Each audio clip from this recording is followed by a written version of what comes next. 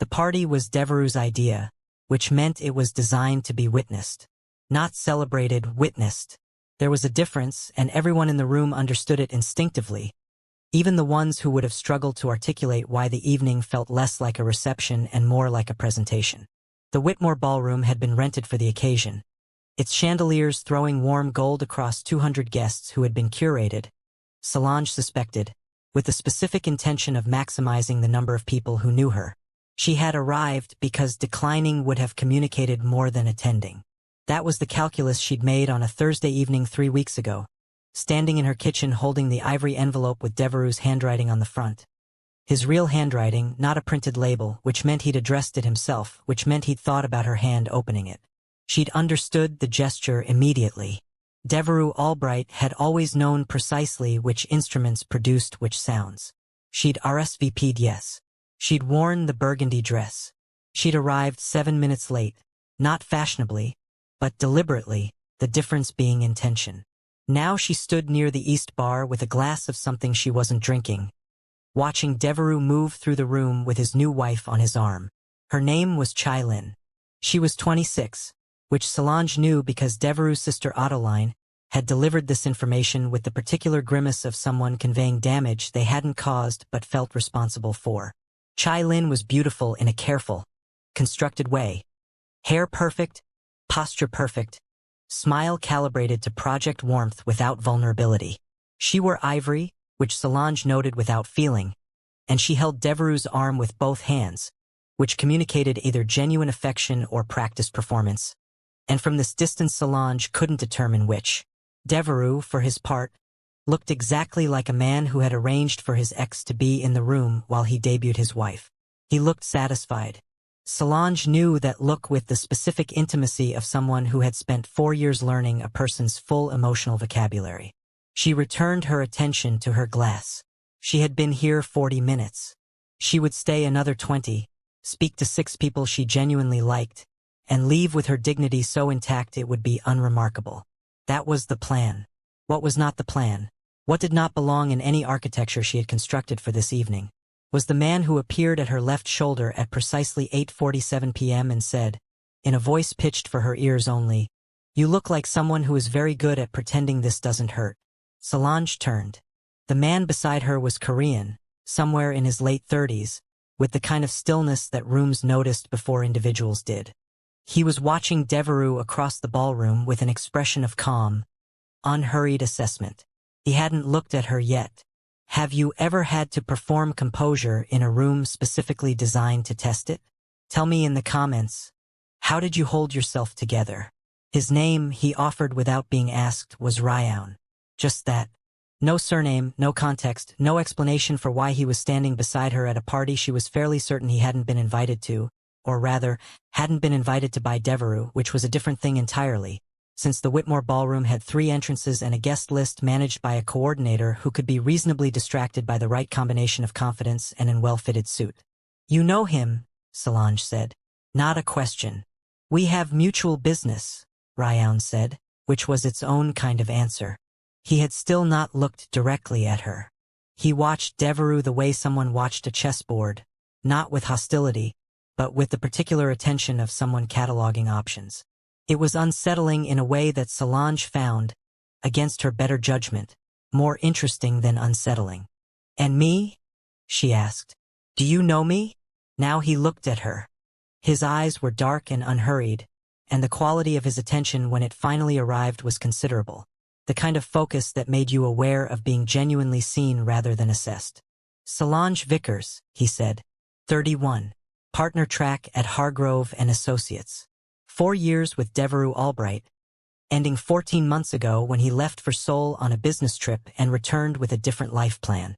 A pause. "He didn't tell you about the trip in advance." The accuracy of it landed quietly. "You've done research." "I research everything connected to Devereux Albright," Ryeoun said, returning his attention to the room. "You were connected to him for 4 years. That made you relevant." Solange considered the architecture of that statement, what it included, what it withheld. "Past tense," she noted. "Were." Something shifted at the corner of his mouth. "Present tense would depend on tonight." She should have ended the conversation there. She recognized this with complete clarity, the way you recognized a yellow light. The information was available, the correct response was identifiable, and the choice to proceed anyway was entirely conscious. "What happens tonight?" she asked. Ryeoun reached into his jacket and produced a photograph. He held it at an angle that allowed her to see it without requiring her to take it, a small courtesy that she noticed. It showed Devereux in what appeared to be a private dining room in Seoul, across a table from two men whose bearing communicated money and consequence in equal measure. Between them, documents. Devereux's signature visible at the bottom of the page. He borrowed from people who structured the repayment in ways he didn't fully read, Ryeoun said. He's been managing the gap for 11 months using your firm's client adjacencies. He paused. Without your knowledge. Solange's glass was very still in her hand. Hargrove and Associates, she said carefully. My firm. Your clients, Ryeoun confirmed. Your reputation. His liability. She looked across the ballroom at Devereux, laughing at something Chaelin had said. Perfectly composed, perfectly performing. The 20-minute plan evaporated entirely. Devereux saw her talking to Ryeoun at 9:03 p.m. Solange knew the exact moment because she was watching for it. Not obviously, not with the kind of attention that announced itself, but with the peripheral awareness she developed over 4 years of reading a man who communicated primarily through what he didn't say. She saw the laugh die on his face, saw his hand tighten imperceptibly on Chaelin's arm, saw him say something brief to the couple beside him and begin moving through the room with the unhurried directness of someone rerouting without appearing to. Ryeoun saw it too. He's coming. I know. You have approximately 90 seconds to decide something. Solange set her untouched drink on the nearest surface. Decide what exactly? Ryeoun turned to face her fully for the first time. Not the peripheral chessboard attention of the last 15 minutes, but direct and considered. Devereux borrowed $4 million from my organization 14 months ago. The collateral he offered, a brief pause, was not his to offer. The implication arranged itself with horrible clarity. What collateral? A silent partnership stake in Hargrove and Associates, Ryeoun said, documented with your signature, which he obtained by placing a partnership amendment in a document package you signed 18 months ago during the Meridian account closing. 14 pages. The amendment was page 9. Solange remembered the Meridian closing. She remembered the thickness of the document package, the time pressure. Devereux sitting across from her at the kitchen table saying it's standard boilerplate, Sol, you've seen this language before. She remembered signing on the flagged pages because she trusted him with the specific, catastrophic completeness of someone who had not yet learned what that trust was worth. He used my signature, she said, to borrow money from you, and structured the repayment through client billing irregularities at your firm that your name is attached to. Ryeoun's voice was even almost gentle, in the way that precise information sometimes arrived. If this surfaces through conventional channels, the irregularities implicate you before they implicate him. He structured it that way deliberately. 60 seconds. What does deciding something look like? Solange asked. I came tonight to collect what I'm owed, Ryeoun said. Devereux knows this. His plan, I believe, was to use this evening, your presence, your visible distress, the optics of his new marriage, to negotiate from a position of social complexity, to make a scene costly for everyone. He paused. I'm offering you the option of a different scene entirely. Which is? Ryeoun straightened his jacket. Let me handle Devereux. In exchange, I'll provide you with every document you need to surgically remove his fingerprints from your firm's accounts before this reaches anyone who matters. 30 seconds. Devereux was 15 feet away, his expression arranged into the specific warmth he used when he needed something. Why would you do that for me? Solange asked. Ryeoun looked at her with those unhurried eyes. Because you didn't do anything wrong. Devereux arrived. Sol, you look beautiful. He glanced at Ryeoun with manufactured ease. I see you've met my associate. Ryeoun smiled pleasantly. We were just getting acquainted. The three of them stood in the particular geometry of people who knew too much about each other and were performing ignorance for different reasons. Devereux's hand found Solange's elbow, the familiar proprietary pressure she'd once read as affection and now recognized as inventory. He was checking whether she was still manageable, whether whatever Ryeoun had said had landed in ways that required containment. She kept her expression exactly neutral, gave him nothing. "Ryeoun," Devereux said, his voice carrying the careful warmth of a man addressing someone he owed money to at a party surrounded by witnesses. "I wasn't expecting you tonight." "I received an invitation," Ryeoun said pleasantly. "From Chaelin." Something moved behind Devereux's eyes. Chaelin was his sister, which meant this had been arranged from inside his own perimeter, which meant the evening had been constructed more deliberately than he'd understood. Solange watched him recalibrate in real time, the micro-expressions of a man whose chessboard had just revealed additional pieces. "I'll find you later," Devereux said to Ryeoun. "Catch up properly." "Of course," Ryeoun said. "Enjoy your evening." Devereux steered Solange toward the south end of the room with the light, firm guidance of someone who had always been good at moving people without appearing to. She let him because the alternative was a visible resistance that would cost her more than the next 2 minutes of proximity. "What did he say to you?" Devereux asked, his voice low and sociable, his smile intact for the room. "He introduced himself," Solange said. "We discussed the weather." "Sol." "Devereux." She matched his tone precisely, warm, mild, utterly opaque. He studied her for a moment. Whatever he found either satisfied or concerned him. She couldn't tell which, and the fact that she could no longer read him with certainty was its own information about how thoroughly he'd learned to perform. "He's not someone you should spend time with," he said finally. "Business complications. Nothing that concerns you." "Noted," she said. He held her gaze for a beat longer than necessary, then released her elbow. "You should find Chaelin. She's been asking about you." And he moved away, back toward Chaelin, back toward the performance of his evening, already reconstructing his composure before he'd taken 3 steps. Solange stood still for a moment. Then she found Chaelin. Devereux's sister was near the north windows with a drink she was actually consuming, her expression carrying the particular exhaustion of someone who had organized something complicated and was waiting to see whether it held. She was 34, sharp in the way that people who'd spent years being underestimated by the same person became sharp, and when she saw Solange her shoulders dropped approximately half an inch with relief. "You talked to him," Chaelin said. "Ryeoun." Solange kept her voice level. "You invited him." "I did." Chaelin looked at her directly. "Because my brother has been using your name for 11 months, and someone needed to hand you the evidence before it became your problem to survive alone." Her jaw tightened. "I'm sorry it took me this long. Have you ever discovered that someone you trusted was quietly dismantling something you'd built? How did you find the strength to respond with clarity instead of panic? Share your experience below." Chaelin led her to a private room off the main corridor. A small library, the kind that existed in rented ballrooms as aesthetic rather than function, its books arranged by color rather than subject. She closed the door behind them and produced her phone with the directness of someone who had been waiting to do this for a considerable time. The documents were photographed clearly. 14 of them. Solange went through each one with the focused stillness she used when reviewing complex contracts. The professional composure that had taken her years to build and that now, she understood with cold clarity, was the only thing standing between her and the specific kind of panic that destroyed careers. She identified the fraudulent amendment on page 9 exactly where Ryeoun had indicated.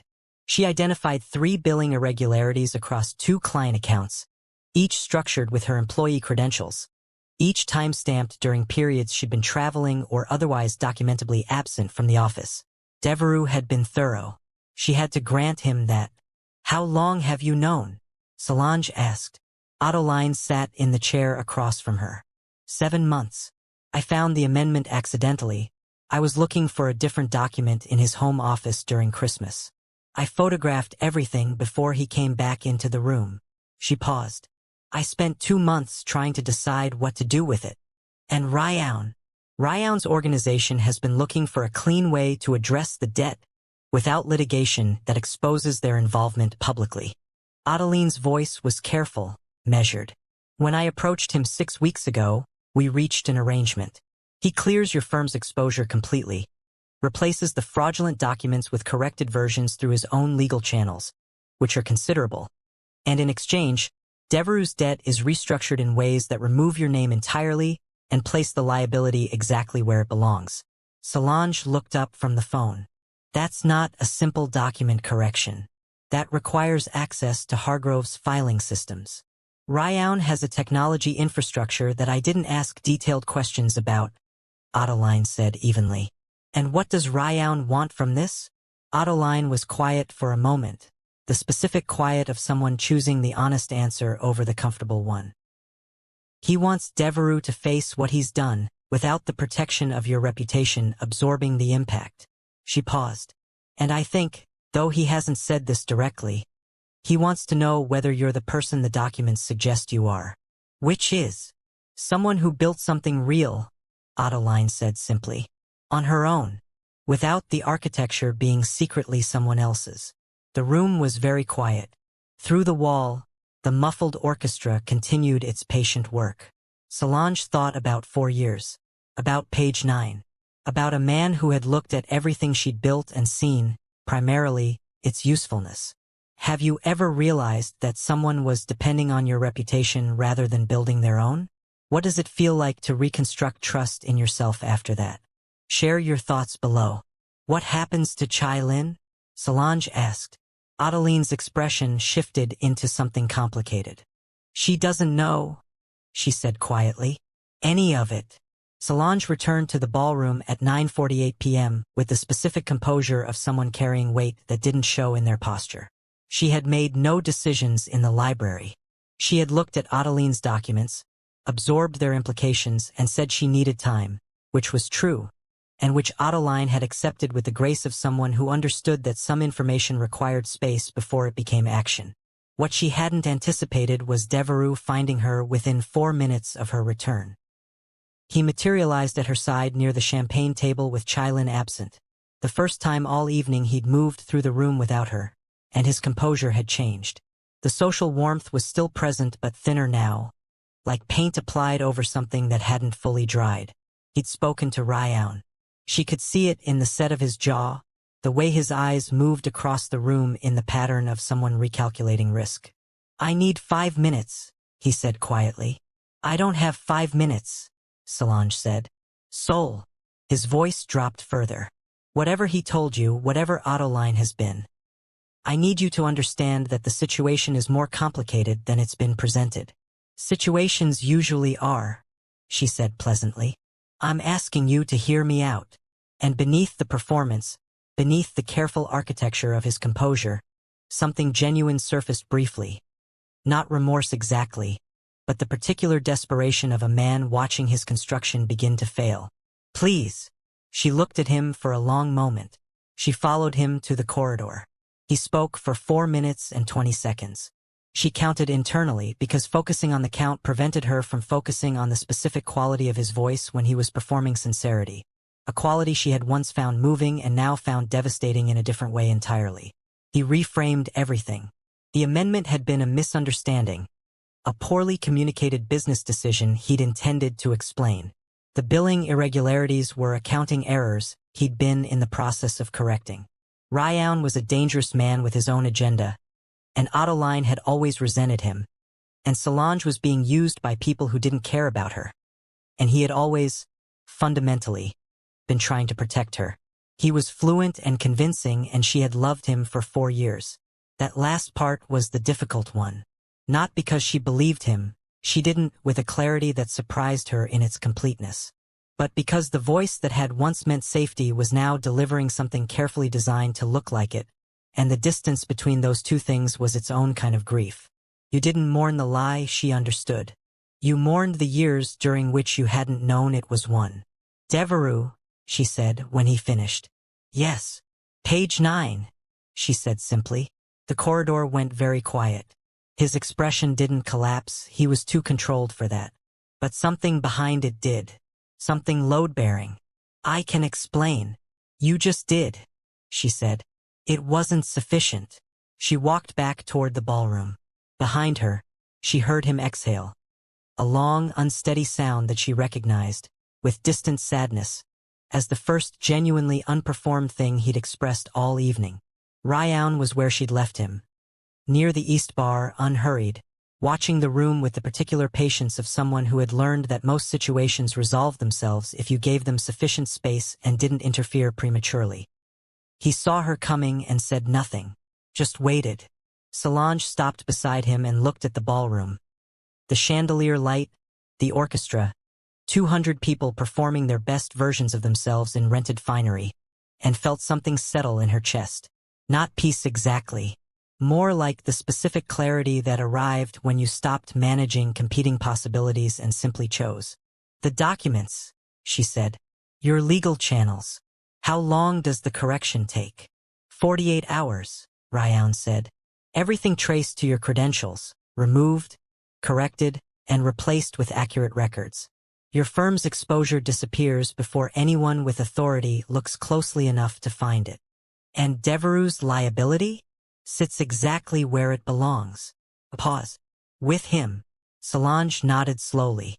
What do you need from me? Ryeoun reached into his jacket and produced a single document. One page, clean and unambiguous, an authorization for the record correction framed in legitimate legal language. She read it completely, which he waited for without impatience, and found it precisely what he described. Nothing hidden on page 9.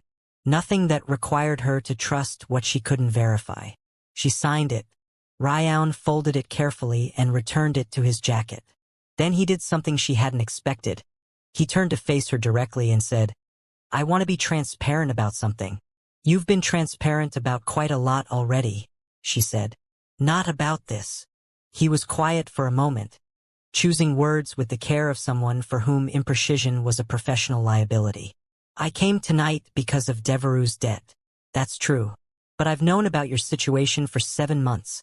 Since Chaelin first contacted me. I've read your work. Your firm's actual work, the cases you've led, the clients you've built from nothing. He paused. I could have addressed Devereux's debt through other means. I chose this approach because it was the one that also corrected what happened to you. Solange studied him. That's a considerable amount of effort for someone else's problem. It stopped feeling like someone else's problem, he said simply. No elaboration. No performance around the admission.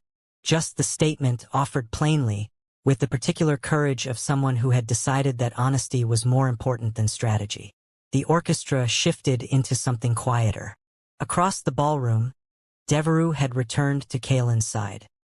His posture had changed. The satisfied authority of earlier in the evening was gone, replaced by something effortful. He was still performing, but it was costing him now. Solange looked at Ryeoun beside her. This careful, still, unexpectedly principled man who had walked into her evening and handed her back something she hadn't realized had been taken. Thank you, she said. For page 9. Thank Chaelin, he said. She found it. I'll thank you both, Solange said. For the first time all evening, Ryeoun smiled fully.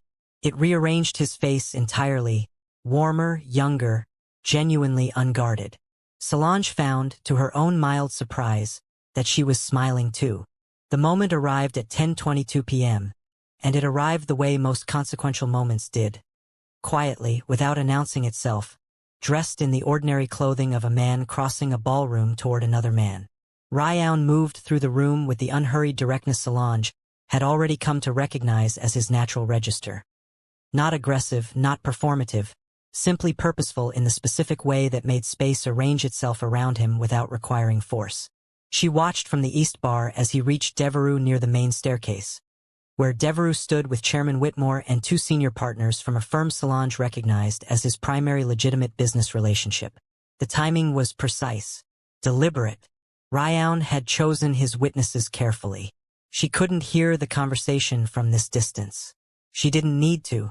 She watched Devereux's posture change across 90 seconds, the incremental collapse of a structure losing its foundational supports, beginning at the shoulders and moving downward until the man standing beside the staircase looked considerably less like someone hosting a celebration and considerably more like someone understanding, in real time, the full dimensions of what he'd constructed and what it had cost him. Ryeoun produced documents. 3 pages, presented without drama, held at an angle visible to the men beside Devereux. Chairman Whitmore leaned forward slightly to read. His expression moved from polite curiosity to something considerably more serious in the time it took to reach the bottom of page 1. Devereux said something. Ryeoun responded briefly. Then Ryeoun did the thing Solange hadn't anticipated. He turned toward her across the ballroom. A single, deliberate look that lasted 2 seconds, and then said something to the group that caused all of them to follow his gaze. Devereux included. 200 guests didn't notice. The 4 men near the staircase did. Devereux looked at her across the room with an expression she had never seen on his face in 4 years. Not anger, not calculation. Not the performed warmth he deployed like currency. Just the unguarded, unmanaged recognition of a man seeing clearly, perhaps for the first time, what he had actually done and to whom. Solange held his gaze steadily. She didn't perform forgiveness. She didn't perform satisfaction. She simply stood in her burgundy dress in the chandelier light and looked back at him with the particular composure of someone who had nothing left to manage because everything had already been said on page 9. He looked away first. Chaelin appeared at Solange's side, her drink held loosely, her expression carrying the complicated relief of someone who had done a difficult thing and was only now beginning to feel the weight of it lifting. "Whitmore's pulling his business relationship," she said quietly. "Effective Monday." "And Chaelin?" Solange asked. "Ryeoun's associate is speaking with her privately. She's being shown the same documents." Chaelin paused.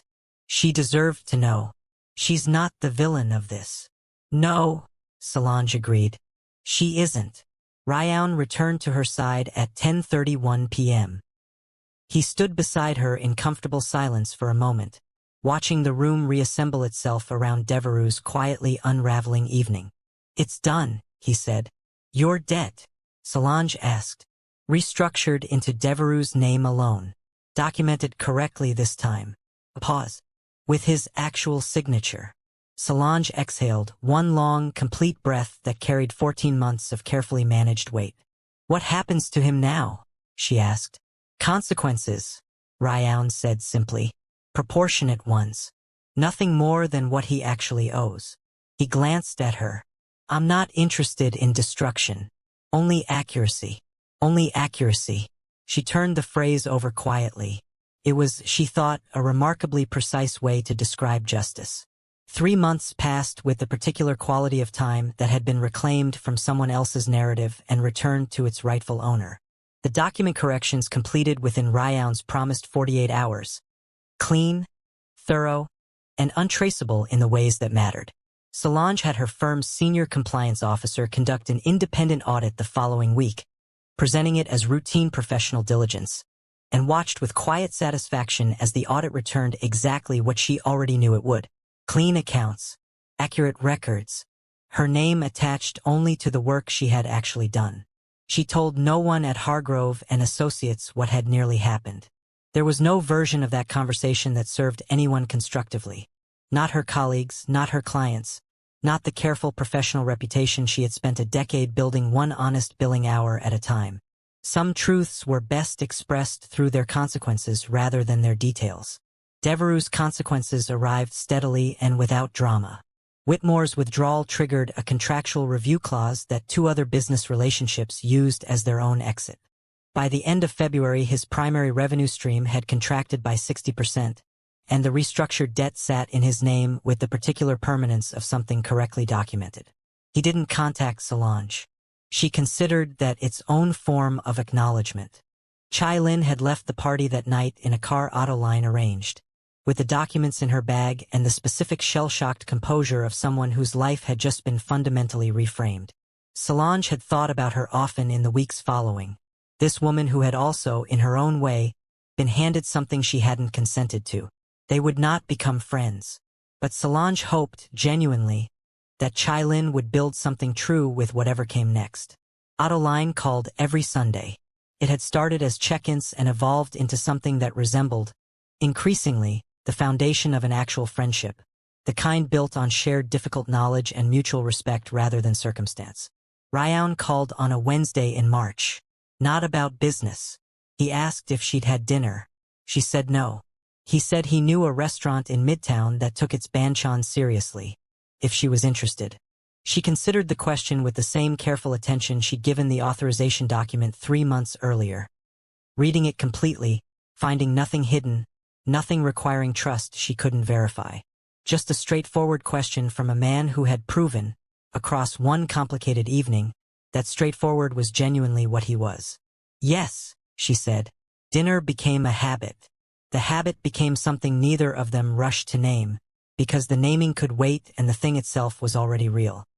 He was still unhurried, precise, and privately warmer than the ballroom version of himself had suggested, with a dry humor that surfaced in small doses and a way of listening that made you feel your words were being genuinely received rather than processed. She discovered, not done building things. She was, in fact, only beginning.